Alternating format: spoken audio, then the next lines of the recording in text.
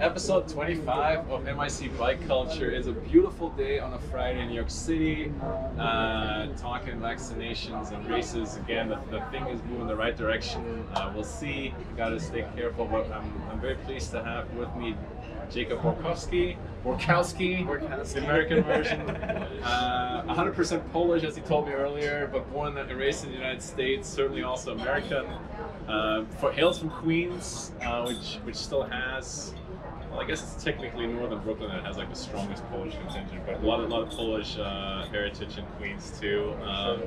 Jacob rides road bikes, races for CRCA E2 Value. The E2 Value team has been like around for a while.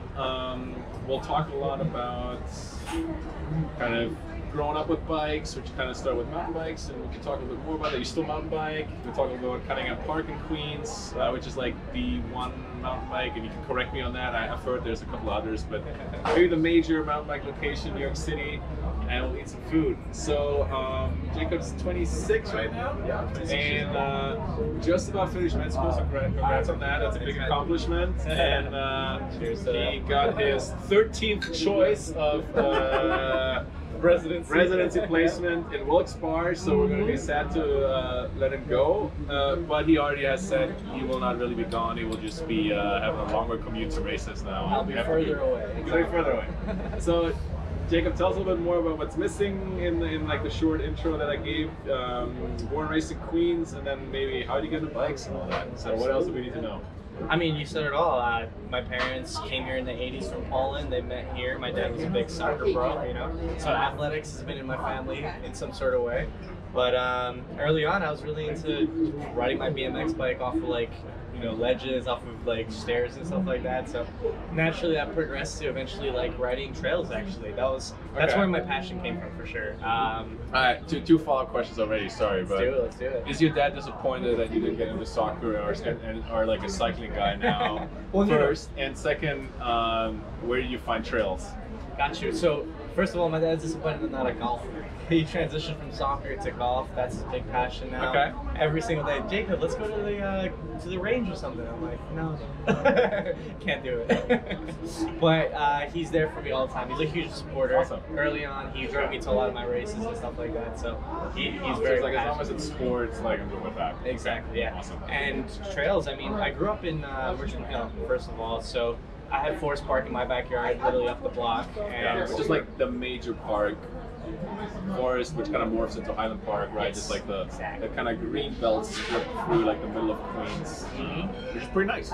If you're creative, you can connect it from the Frog's Neck all the way down to Coney Island. Yep. You just gotta know your way. Yeah, exactly. It's very easy to get lost. I get lost all the time.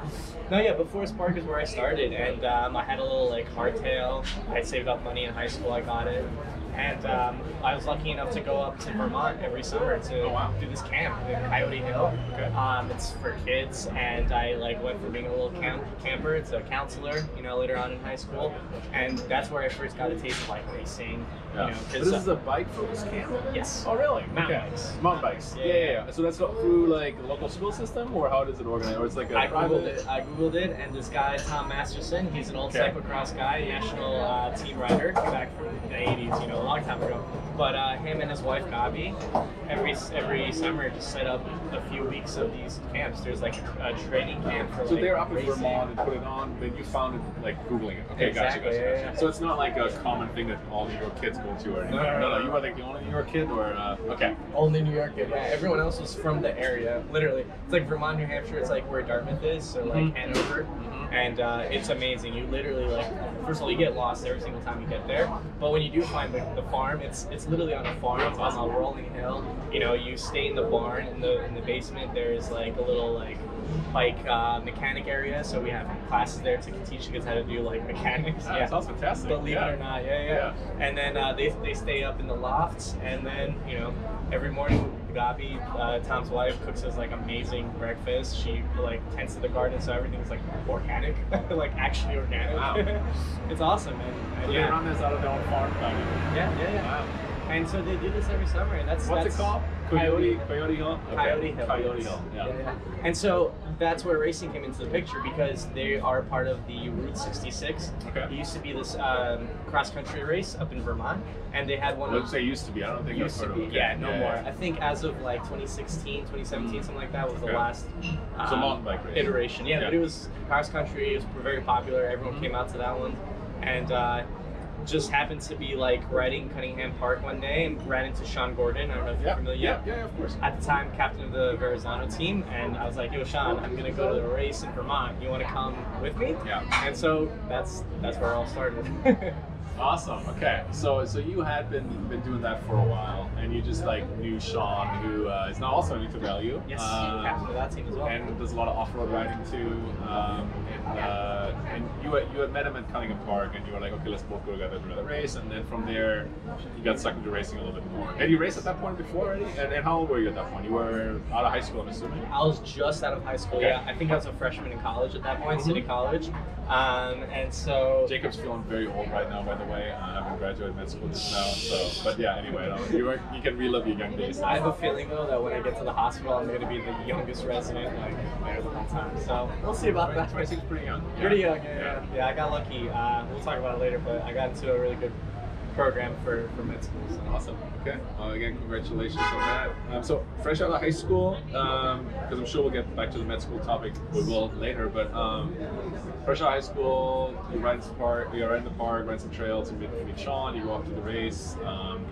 And that kind of sucked you into road racing at that point too, because Sean was co-captain of the Verrazano team at that point, I think. And so you started out there? Yeah, that's where I started. Yeah, through the camp, I was able to secure a cyclocross bike, and so that was my first kind of like road cyclocross kind of thing. Yeah. And so, at that point, I was just talking to Sean. We were riding a little bit together, and he got me sucked into the whole community, I think. Yeah. Yeah, it's the following year, or actually, it was like summertime when this race happened. So that fall, I started my first cyclocross like season, and that was amazing.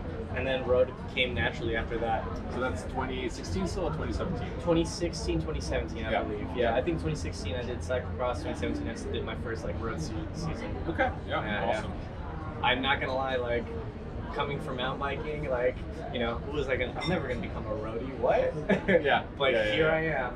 Yeah, so I wonder, chugging along, right? And I don't know if you have an identity crisis now, some riders do, and they feel like they have to lean one way or the other. You seem to be doing and still enjoying everything, because I see you like out at Cunningham, at least online. I'm not usually out there, but I see you riding mountain bikes. I'm sure you're still riding lots of off-road stuff, but you have at least three bikes at home now, I'm assuming. Yes, sir. 3 bikes. Cyclocross, road, and dirt jumper. And you were like, okay, well, I have to get a road bike now, despite already having like the dirt jumper and the cyclocross bike. You have added a Giant now. I don't know if that was the first bike, but.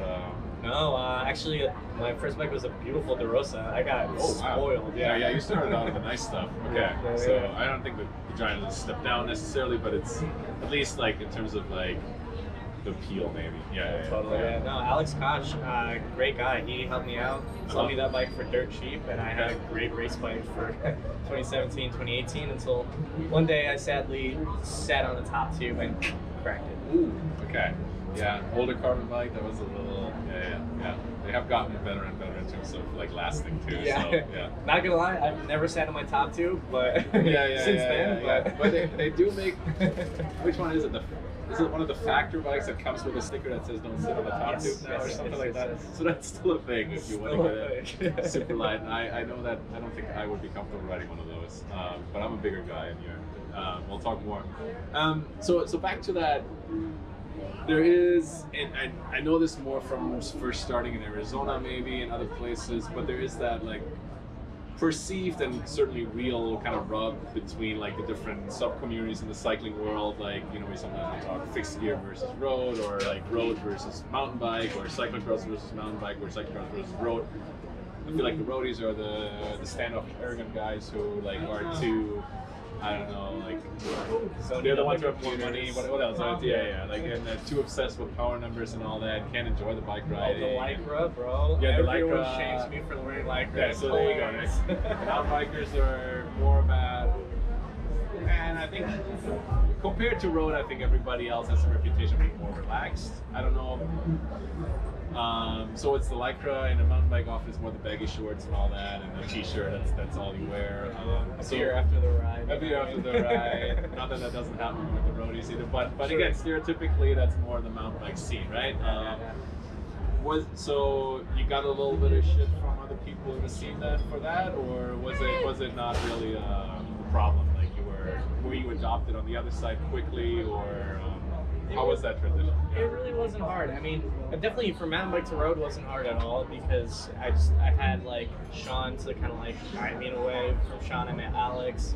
After that, Verrazano came naturally. So that part of it was pretty easy. But I mean, I think it's all love in the cycling community. Like, as much as we love to brawl and be like, oh, roadies, get out of here, like, get tough, ride some mountain bikes, but like at the end of the day, probably right too about that, but yeah. I will say mountain bikers have much better like handling skills than roadies, and sometimes I wish that more roadies would ride mountain bikes, just for the pure fact that we could race a little bit nicer together. By and large, I think you're right. Yes. Like, I have very few things to say against that. Yeah. Oh gosh, so many times I've seen like some, and it's not their fault, but so many people just like clam up when I think mountain bike teaches you that like you need to just be loose, and most things will work out. It gets more dangerous. Relax, but it's not a natural human thing, and if you haven't gone through that and haven't been told to relax in those situations, then you stiffen up, and it just like sends all the vibrations and all the bad energy kind of through your body, and then you stiffen up more. So, but it's easier said than done. But for the mountain bike and the off-road stuff, you do get practice with that, and I think the road feels easy compared. Oh yeah, compared to it's gnarly. Like, I'm sometimes like taking turns. I'm just like, this is so straightforward. I wish there was something more complicated about it. No, but genuinely, everyone is super cool. Like, I run into people all the time in the trails. I've done less trail riding and more like sitting at the dirt jumps and just hitting the dirt jumps the whole time. So in doing that, I've met so many people that are just so happy to be like riding bikes together. At the end of the day, that's it. And there's other roadies like Cesar Gallego, who's out there, right? Who's certainly gets the roadie label, but he's certainly also somebody who. Yes. Who's potato salad. Yeah. And the burger. Thank you. You're welcome. Appreciate that. Thank you.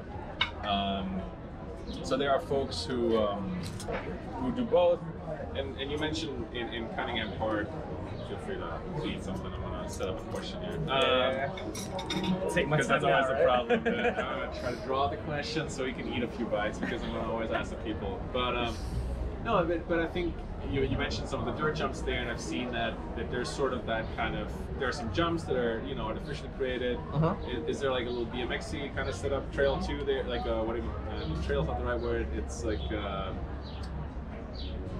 what am I thinking of? But anyway, like a BMX kind of setup with just like a course. You're thinking about like pump track, probably. Pump track, thank you. Yes, that's the word I'm looking for. That's there. So you enjoy doing that still, and you're still doing that, and that's Cunningham Park has a lot to offer in that way, right? I mean, it's a designated mountain bike park, right? Because, and we can talk a little bit more about that maybe too, because you're like really the first real, more dedicated off-roader that I've had here probably. Oh, yeah? They are a little hard to find in New York City. Yes. There's some people who claim to be cyclocross first of all, but let's face it, they're not really riding cross all year long, I think, largely. And there are some people like Chomo from like Rockstar Games who are like old hardcore mountain bikers who do actually ride a lot of mountain bike, but I think there are some people who can do that because they live a little further outside the city. So you're somebody who's grown up in the city, has lived in the city all his life. How's Cunningham? What's out there, and where else can you ride if you want to ride off-road? And we can maybe distinguish between like Cunningham, which is like dedicated off-road, like actually is, I think it's labeled a mountain bike park or something like that. Officially, yeah. And then trails that you can ride, but maybe you're in a gray area. That's where I started off, in the area, Well, in Forest Park. If you don't know, right? And then in Forest Park, as we just talked about, amazing trails, like amazing. So it's a big park, in Forest Hills.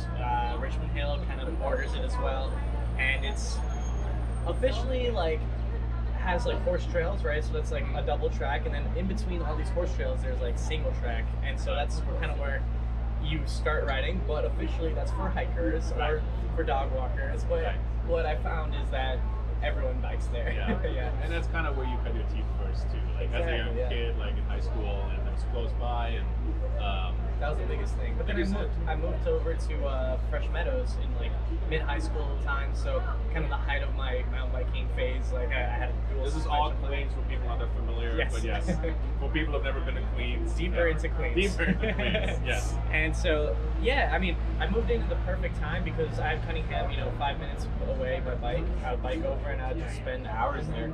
But Cunningham is a beautiful place, and no one has been there yet. Yeah. Go there. It's I know the I have best. to. Yeah. It's a very small space, and we do a lot with what we got. You know what I'm saying? And so, like, there's 4 places where you can learn jumps, and all the way in between that, amazing trails. And there's little like features on all these trails, log jumps, and you could really progress your technical game in this little tiny park. In the middle of Queens. Yeah. That's the craziest part. You know what I mean? Because like you think about mountain biking, you hear mountains. I don't think I ever break like 100 feet of elevation. Yeah, which sucks, but it's amazing. But it is up and down a little bit. Mhm. And you're talking about like Forest Park. It's actually, I think, people have like more the image of New York City being pretty flat. And it is in part, but it actually has rolling hills, and like a place like Forest Park, actually, you can go up and down quite a bit. Like you can have a little steep little kicker or something like that, and you have to really pedal up, and it's not just momentum. And I think I've seen a few pictures from Cunningham Park. You can get at least a little bit of up and down there. You're not going to climb like for 2 minutes or something like that. Exactly. But 2 minutes you can, not 5 minutes. Okay, 2 minutes you can. All right, so that's already longer than I expected, to be honest. But maybe like the mountain bike pace is a little slower. So yeah. But still, that's pretty good. And you mentioned already so I see you doing some trail work, and like because that's part of it, right? Like Yes. you said, there's a lot of man-made features for basically for training, educational purposes, right? Because like that's how you learn. You can go over these features, and then you have something to practice, and you can repeat them over and over and over, which is, I think, the great thing that maybe in Floyd Bennett we sort of have for the road scene, but you don't really turn there, but you can ride at least there, but it's not dedicated for cycling, right? But the mountain bike scene actually has that, and I think that's a great thing to have. And to some extent I wish we had that for the road scene, where you have just like a dedicated practice area, right? That is free of cars and all that. But it takes because my understanding is, yes, it's a naked park, and I'm sure the Parks Department does something there. Okay, yeah, that was our response for that. I mean, they are officially in charge of the park, but there is an understanding that there's no club behind. As far as I understand, there's no like centralized club behind taking care of the trails. But I see sometimes you or people from Casino and other people that are riding there, taking care of the trail, maintaining it, changing a few of the features, or fixing them back up and all that. Sure, yeah. So how does that happen? Because you say we, like who's we, and does it feel like we all the time, or is it sometimes more complicated? Well, I think when I say we, I'm talking about everyone that kind of puts work into the park. And I think we have this kind of like centralized understanding that we all love this bike, we love the trails, and we want to keep progressing the park, because at the end of the day, it's just like a patch of woods. That's how it started off, just like Forest Park, like illegal place to go mountain biking in. But at the end of the day, it was a bunch of riders making trails in this patch of forest, right? Mm-hmm. And so Concerned Long Island Mountain Bikers, Climb, is actually the people behind a lot of the building there, all of the building there. Yeah. Concerned Long Island Mountain Bikers, Yes. Climb. Yes. Okay. And they are the people to check out. Okay, cool. I'll All plug right. them. Yeah, I'll plug them because, too. Yeah.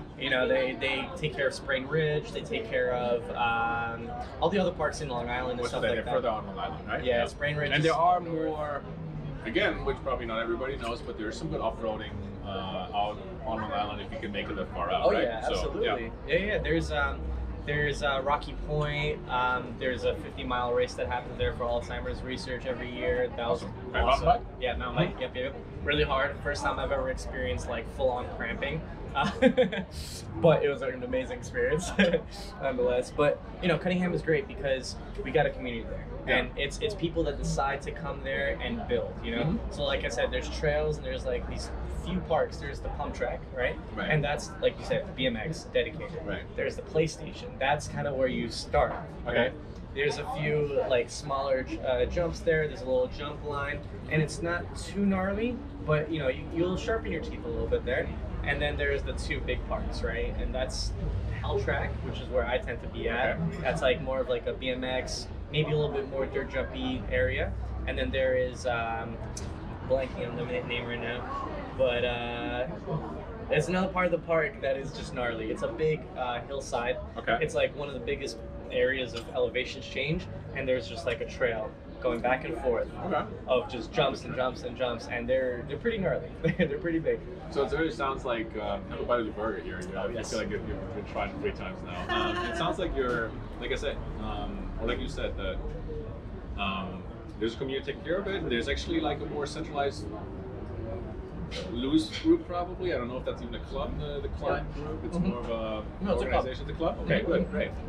So plug them very clearly as a club, as a mountain bike off-road club. A little bit further east, but it exists. It's there in the city. And I think if you're not out there, the mountain bike and off-road community is certainly pretty invisible. There are some people going on some dirt stuff out on 9W or in that area west of the Hudson, but in the city, in between Cunningham and across the Hudson, there isn't much stuff happening, except for like one cyclocross here once a year, which is, we should be lucky to have too, which is good. Yeah. But Riding cross is awesome. right, exactly.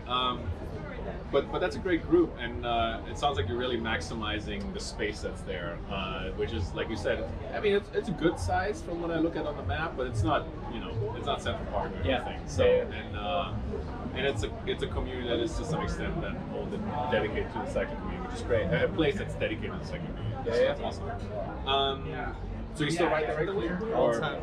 Yeah. I don't know. Okay, I got it. Not gonna lie. So, like my dirt jumping passion, although I've always been into mountain biking and stuff like that, really like sparked during COVID, like quarantine. Like I only got to race 2 races last year, and so like both probably in early March. Yeah. Exactly. It was literally just CRC races in. I mean, not even March. Like I think end of February, honestly. Maybe beginning of March. I think it was like March 1st and 8th or something. But yeah, either way. Right before we locked down, literally. And so I just did those 2 races, and so I was, getting the COVID depression a little bit. Like, what am I going to do in my life now? I'm locked in all the time.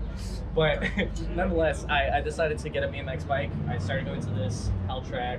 I met a few people in the community, and the thing is, every Sunday is church. Yeah. And so we go to the park on Sunday, spark up the barbecue. We get the shovels out. We do a little bit of riding, but it's there just to like build up the trails, get them bigger, get the jumps better, and everyone is welcome. So if anyone's willing, Sundays, come out to Cunningham Park. Someone's building. Dirt church. Dirt church, exactly. At Cunningham Park, specific time, morning, or so all starts day. in the morning, all day. All day. It's just a celebration of the bike, Awesome. Yeah, and the trails just get better and better. And it's really, I've noticed it as of COVID, like people got really into building at the park. I mean, I think naturally it's like a place where you get to safely be outside, you can social distance, you can not even wear a mask potentially sometimes.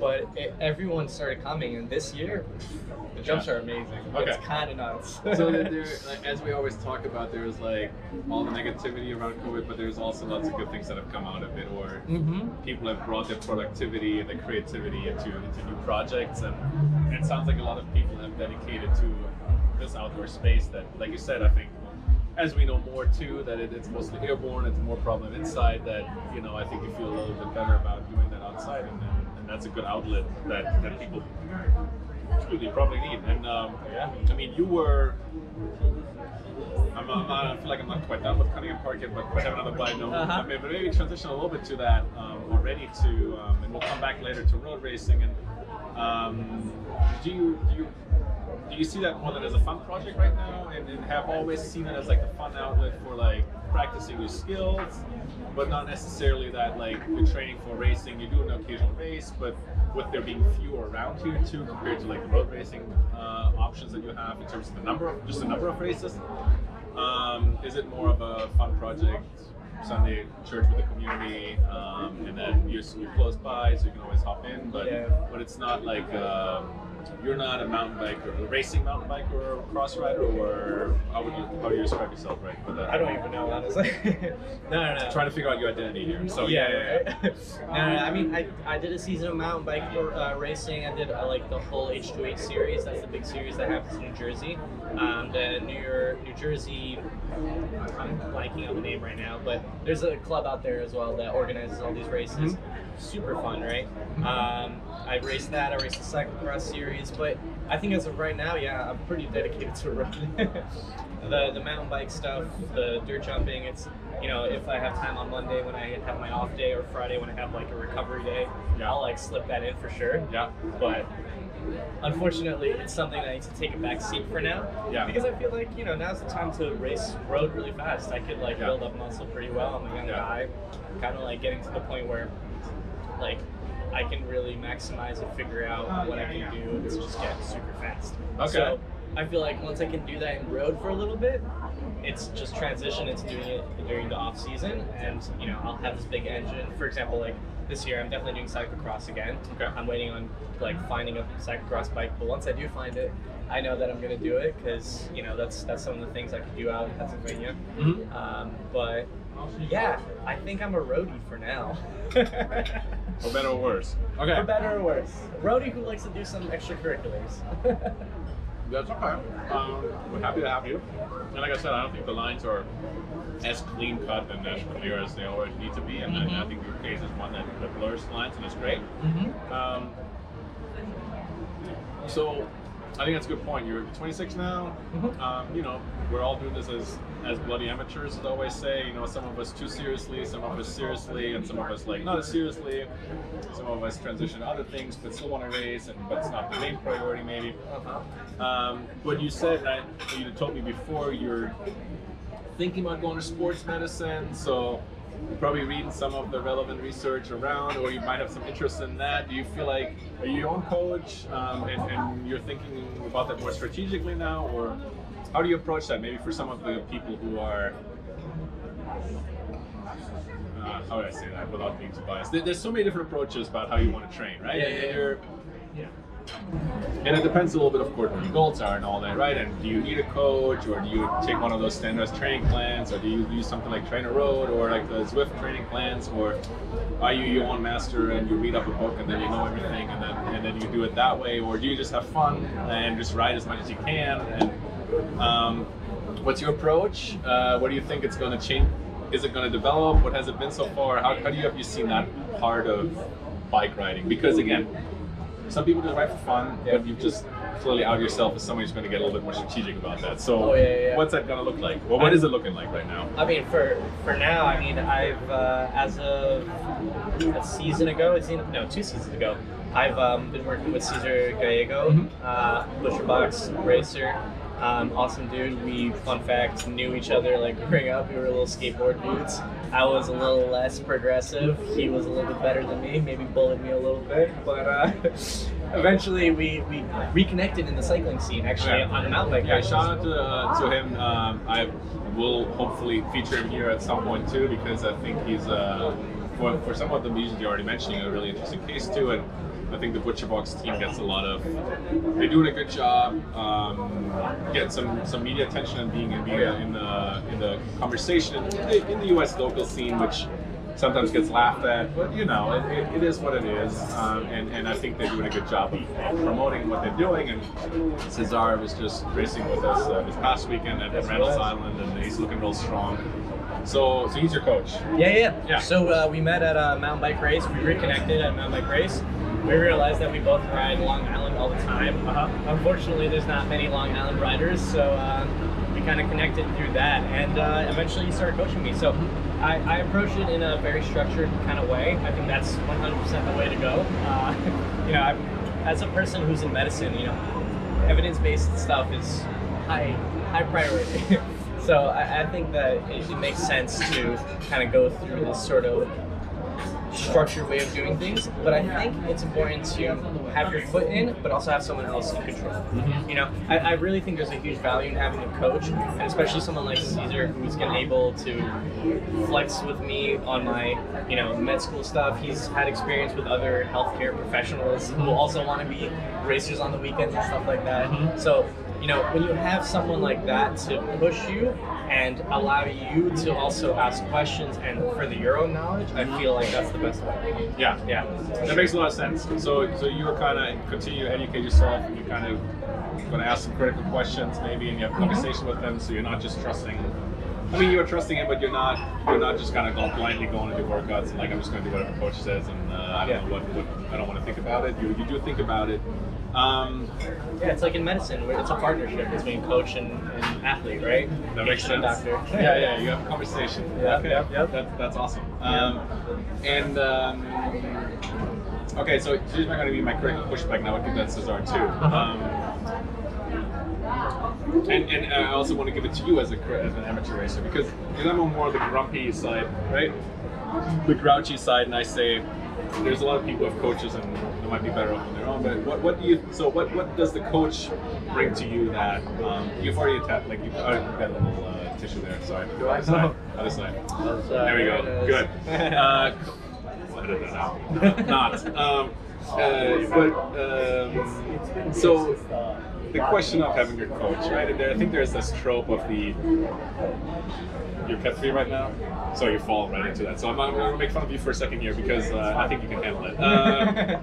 The cat 3 racer who is like uber motivated and pays like X amount of dollars, probably a little bit more in New York City for a coach, and maybe the coach has like 50 clients and is like just writing everybody the same standard training plan, and then there's like one call a week where you check in, and I feel like I've seen that dynamic a little bit, and I'm always like a little skeptical of that relationship. I think, but I also want to say, and that's not just because I don't have a coach. I think you're right. What you just mentioned is like I think everybody can profit from it, but maybe like the right kind of dynamic. And I think you're describing something that where you already had a personal relationship before, which I think makes a big difference too. And and it's not just that Cesar is a fast rider, because I don't buy the every Cat 1 or every former pro is a good coach kind of thing, even though so many of them turn into coaches. And I don't want to judge everybody because again, everybody's super like, there are some that I'm sure are fantastic, but I also don't want to believe that everybody is actually good at it, you know? And even though they have maybe the knowledge, I think it's also about, like you said, working with the athlete and especially at the amateur level, right? You're in med school, you're on your, I'm assuming, like you're on your, like, sometimes you're on your feet for like 12 hours a day or something like that, 3 days in a row, and then you're not going to be able to do your like VO2 max threshold intervals or whatever, or sweet spot intervals at hardcore like the next day, right? So describe a little bit about, well, what's your perspective on that? Do you feel like you seem to be getting out of it what you want to get out of it, but why is Cesar a good fit? Can you tell us a little bit more, and how does that work? Like, do you get training plans from him? Is it more like you pick a training plan and he's just going to coach you through it, and without giving away all the secrets? I wanted to have some clients, but yeah. Right. Well, okay, so you mentioned a couple of things. I feel like, you know, those generalized things like trainer road, they can give someone value, but at a certain point, it is just a cookie cutter workout, right? And so having like an individualized coach is kind of where I think is the most important thing. That's where Cesar kind of comes in handy. Like you said, we have a good relationship together. We can kind of communicate. We're friends at this point, to the point that we. I'll actually have a Julian's. Yeah. Sure. Yes, sir. Yes. Okay. Yes, the kind of like coach that is able to kind of like meet you halfway is the one that you want. The one that you pay, you know, I don't shame any sort of, like you said, like all these like coaching services are there for a reason and they will benefit people. But as much as like there are these like big programs, I feel like the ones that can give you personalized individual attention is the ones to go. Because at the end of the day, you could just Google all these things and like not pay for Trainer Road and then figure out how Trainer Road does it. It's really not that hard. And there's a lot of people out that criticism, right? So but it's really unique and that's where like a good coach comes into handy, right? And that's why, like, you know, Cesar has a few athletes, you know, but he doesn't have 50 athletes, and that's where it's like it's perfect. It's the sweet spot where he can give each of us individualized attention and really like tweak us in different ways, because we're all different people and we all different stressors, right? So like, you know, Trainer Road is not going to work for me because I'm going to see a 4-hour ride, and like you said, I'll be 12 hours into a shift and I'll be like, I don't want to do that.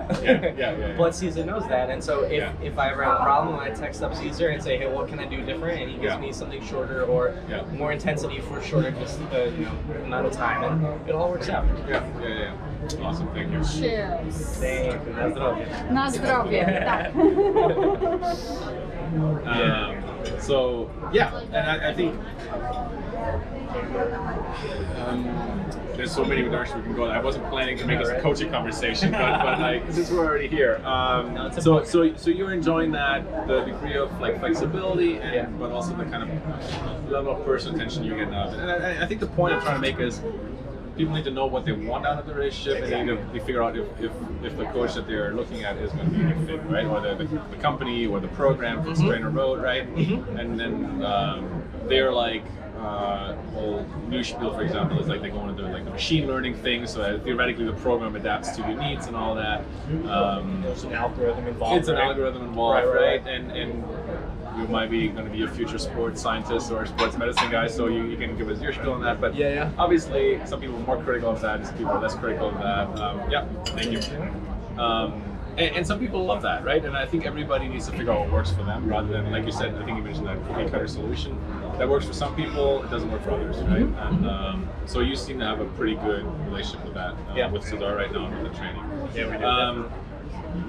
And I think it speaks to also like just like people in general, like, you know, some people are the type to go and research things and they actually get more value out of figuring it out themselves. So if that's for you, hell yeah. Like, let me know. I'll let you know about the sports medicine articles and all that stuff. Maybe I could point you in the right direction. And if you want to figure out yourself, 100%. Right? At the end of the day, it's I can figure out what Cesar's telling me, right? But it's that connection, that flexibility, and also like there's just things I don't know about that he knows about. There's value to have out of racing and riding with someone who has experience in, like, you know, pro crits.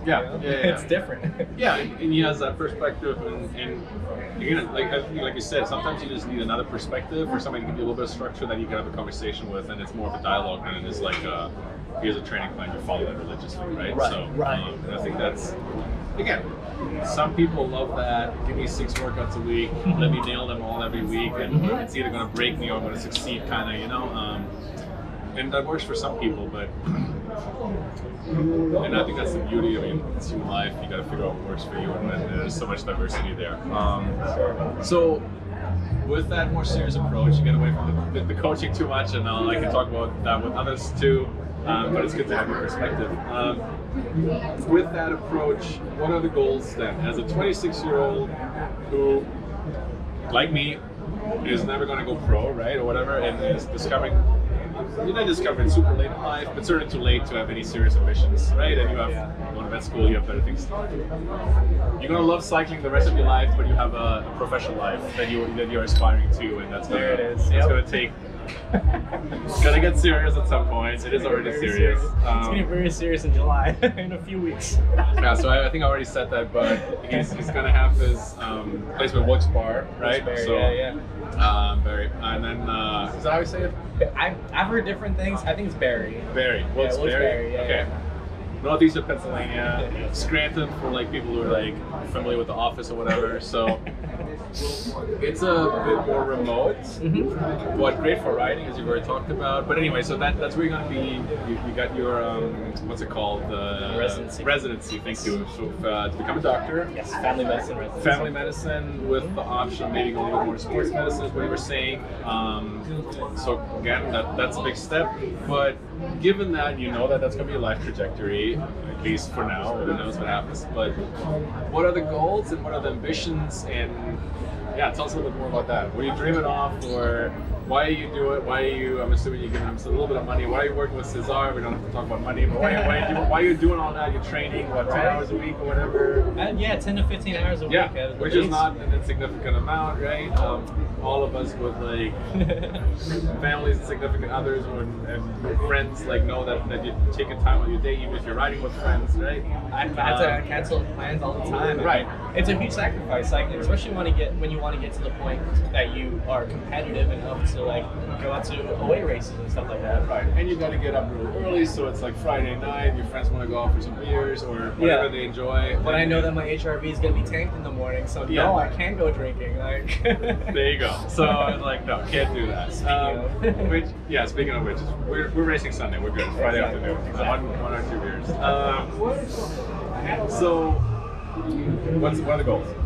in Cat 3 I'm upgrading, which is like yeah. the amateur trajectory in the United States, right? It's like there's always another category up until you reach one, and then you get depressed. And no, I'm not joking. What do I do? What do I do, right? So what's the goal? So right now, I mean, a big part of it is residency. You know, I'm a person who believes in like long-term goals and stuff like that. That's why I like cycling, right? It's a whole year dedication to like get up to like one particular race sometimes. You know what I mean? And so I think that's what kind of appealed to me in medicine. Medicine is like a very long-term goal that is going to ultimately be super fulfilling for me.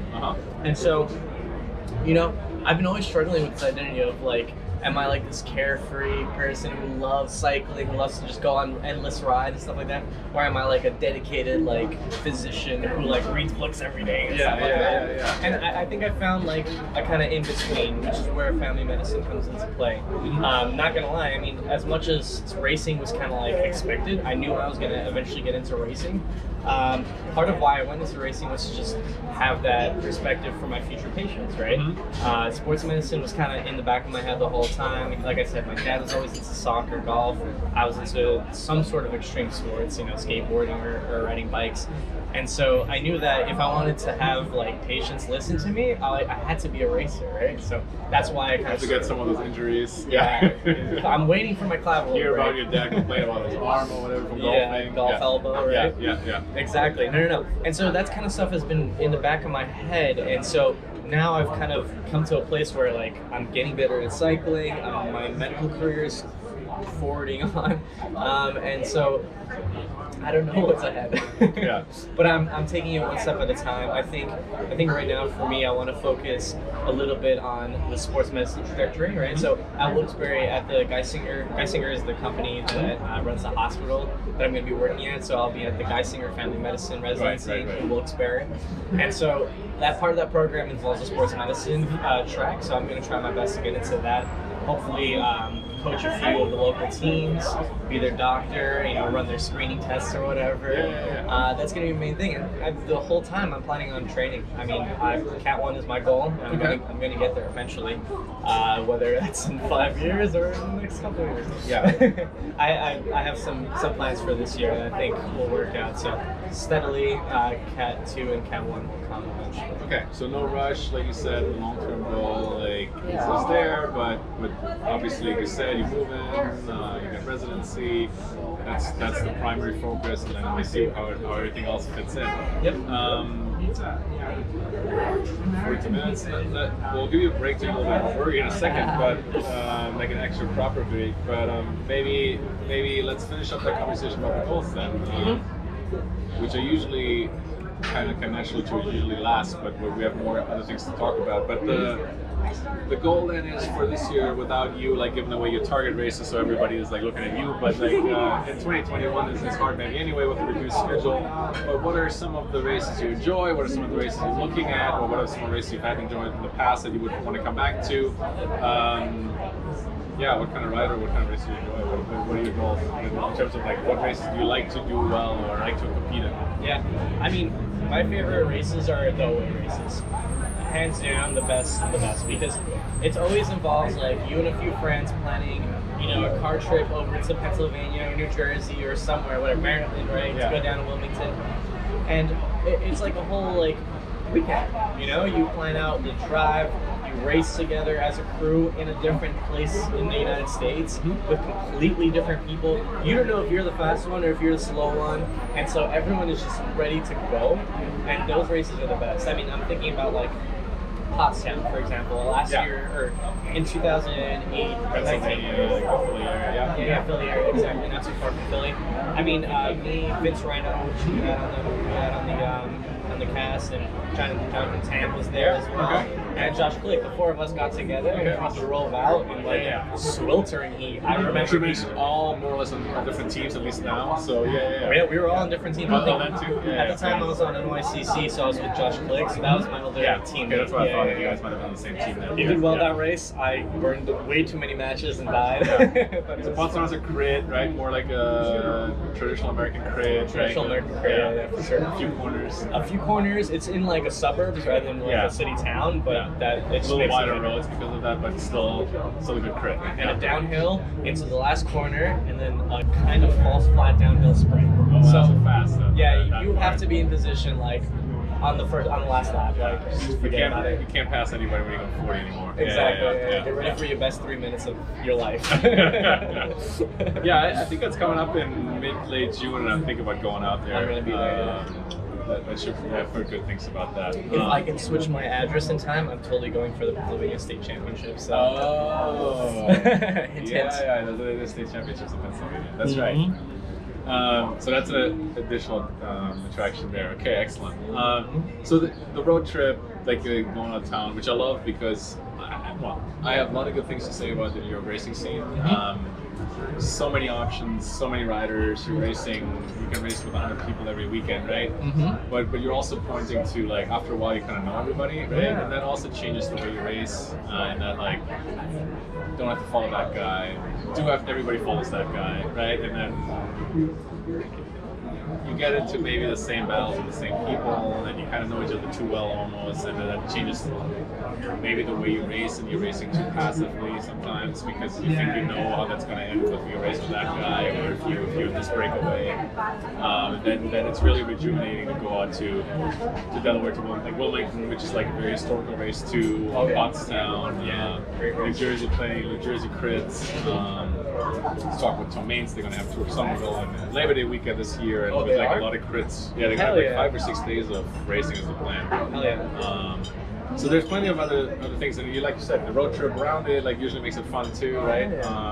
So are those the goals then for this year too? Pottstown? Yeah, Pottstown we're going to be at. I'm doing the big one I'm kind of like taking time off for and stuff like that is Armed Forces. So I'm going to go down to that one with a couple of friends. So, which is, I think it used to be called the Air Force Cycling Classic, so it's Armed Forces now, and it's in DC, Arlington, technically Virginia.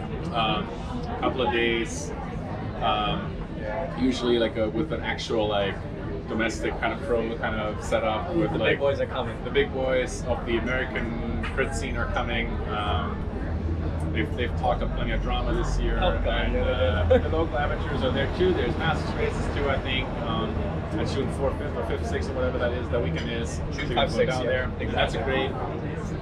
I think that's proper crit racing, as I always say, like, which we don't really have in the city, which is good too. I mean, we don't have to have everything, but that's like 60, 70, 80, 90 guys, 100 guys on a proper crit course with everybody ready to go. You know? So, and you don't, like I said, a lot of times you know maybe 20 riders, but you don't know all the folks from Virginia or Maryland or Westwood, wherever they're coming from, right? Delaware, Pennsylvania. So that makes it to some extent more dynamic and more exciting. You don't know what Wapazooka is going to end up in the last 2 laps, just like sailing away. Yeah. Comfortably, like not even breathing heavy. Right, but maybe because nobody's going to be like, he can't make that move, and then he can't make that move, you know? Because you don't know him, and he's a good guy, you know. Okay, one time, I'll give you this quick story. Wilmington, right? Yeah. I went 2 years ago, and it was a great race. I think it was the 3 field. And there was a kid who now is on the Lux team, the Lux development team, Asher. This kid... Yeah, which is like probably one of the main junior teams in the U.S., like more out of the West Coast, actually. I don't know if they have much of a representation here, but yeah. Yeah, Lux team, they're awesome. But this kid was not on their team at that point, but he had crashed like 2 or 3 times inadvertently. Like, it wasn't his fault. He had like a mechanical or something. Yeah, and this man... 5 laps to go, just sailed away, and we're like, oh, this little junior. So you got a free lap every time. Yeah, he got a free lap, he got back in. And with 5 laps to go, this junior like breaks away, and we're like, nah, we'll catch him. Nah, he wins, bro. He won. It was crazy. Like, that sort of strength is like is great to see, and you don't know that that's gonna happen. And it's all the excitement. Like, it's a real proper race, like you said. Yeah, and again, this is not to like talk bad of New York City racing. We have very competitive racing too, but it's often a different dynamic a little bit. The courses are different, and because we race the same courses over and over and over again, you're kind of like, if the attack goes here, don't worry about it. If the attack goes there, everybody kind of goes. So there are certain things that become tad too predictable can lead to more negative Right. or predictable racing. And I think when you're on a new course, you see a move go at a moment where you're like, and then all of a sudden that's the race winner, and that makes you think more about the race. I think, yeah, you have to be more alert in some ways. I don't want to say I fall asleep in some local races sometimes, like from a strategic point of view. I mean, you still have to pedal and you have to work, but sometimes you can nap a little bit because you know nothing's going to happen for a lap or so, or not that much. But that's awesome. So a few travel races, a few local races while you move to Pennsylvania. That area we've already talked about, of the state and of the country, you're probably always going to have to drive 2 hours for a race at least. Unfortunately, I don't think about the map, but like it's going to take you at least 2 hours to get into northern New Jersey, where there might be some races, right? Or 2+ hours to go to Philly area, which is probably further away than northern. Yeah, it's further away. It's surprisingly further away. Yeah, because you're kind of quickly into northern Jersey there. But even there's some racing, and again in 2021 there's like a whole other story too. You mentioned that they have like Electric City Classic in Scranton, or maybe had for a year, and maybe it's going to come back, but who knows? So you got some goals. Yeah. You got a long-term trajectory. We want to talk more about that stuff, other related stuff, after a short break here.